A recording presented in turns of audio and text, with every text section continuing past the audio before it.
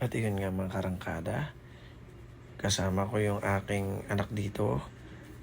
Pinalipad namin ng aming DJI Mini 3 para matesting kung gaano maganda ang kuha niya sa gabi. Tapos, ako nga pala yung nagdadrive na yan mga karangkada. Sabi ko sa aking anak ay i-try niyang masundan ako habang nagdadrive ng motor. Ito yung kuha niya sa gabi.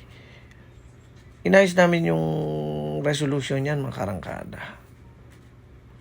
Tapos bago namin paliparin, kinalibrate namin. Lagi yun, kung magpapalipad kayo ng mga drone mga karangkada, lagi nyong i-calibrate para safe.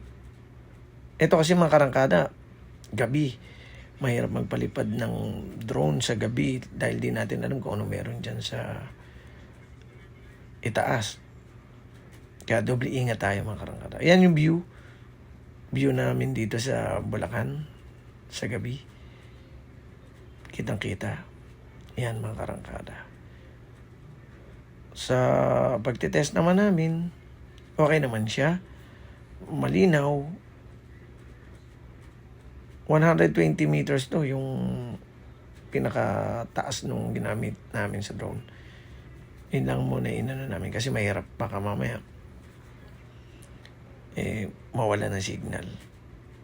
At yung mga karangkada, ayos naman namin pagtitest kay DJI Mini 3. Basta doble ingat lang sa pagpapalipad.